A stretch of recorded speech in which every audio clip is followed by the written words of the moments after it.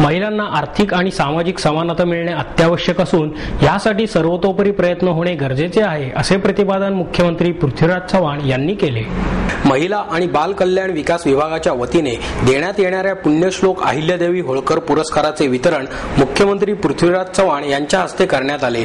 या प्रसंगी उपमुख्यमंत्री अजित पवार, महिला आणि बाल विकास मंत्री वर्षा गायकवाड, महिला आणि बाल विकास मंत्रालयाच्या सचिव वंदना कृष्णन, आयुक्त राजेश कुमार, आमदार विनायक निमण, दीप्ती चौधरी, महापौर मोहनसिंग राजपाल तसेच इतर मान्यवर उपस्थित होते।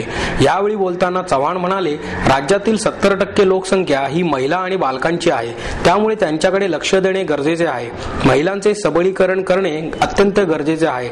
लैंगिक अत्याचार, हुंडाबळी सारख्या अनेक गंभीर गुन्ह्यांना आळा घालण्यासाठी शासन स्तरावर प्रयत्न सुरू आहेत, पण समाजाची मानसिकता बदलण्याचे काम केले पाहिजे। हे काम शासन करू शकत नाही, त्यासाठी स्वयंसेवी संस्थांनी पुढाकार घेतला पाहिजे, असेही चव्हाण म्हणाले। ज्या संस्था फक्त दुकाने चालवित आहेत त्यांच्या बाबतीत कठोर निर्णय घ्यावे लागतील। गेल्या वेळेला राज्यात बालगृह वाटताना एवढ्या मोठ्या प्रमाणावर ती वाटण्यात आली की आज देशात जेवढी बालगृहे आहेत तेवढी बालगृहे एकट्या आपल्या राज्यात आहेत, हे योग्य नाही, असे पवार यांनी सांगितले।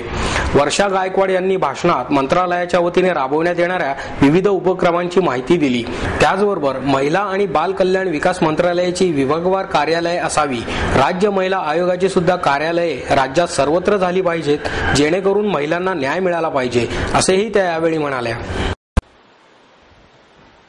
पुन्हा असं घडणार नाही याची जबाबदारी मंत्री महोदयांनी घेतलेली आहे। ज्या वर्षीचे पुरस्कार त्याच वर्षी दिले गेले पाहिजे, तरच त्या पुरस्काराचं महत्व राहतं। अन्यथा सर्व पुरस्काराचं महत्व कमी होतं, इतकंच काय कोणी त्याकरता अर्जही करत नाही। ही परिस्थिती बदलली पाहिजे। जिजाऊ आणि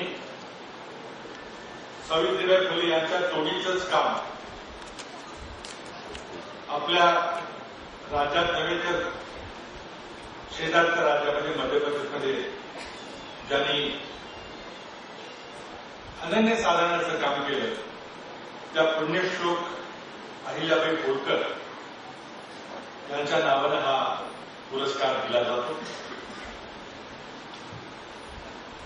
अहिल्याबाई होळकरांनी एक अनन्यसाधारण काम केलं। अत्यंत खडतर परिस्थितीमध्ये जवळचं कोणी नसताना आणि जवळजवळ 3 वर्ष त्यांनी इंदोरमध्ये त्यावेळच्या होळकर संस्थानामध्ये काम केलं।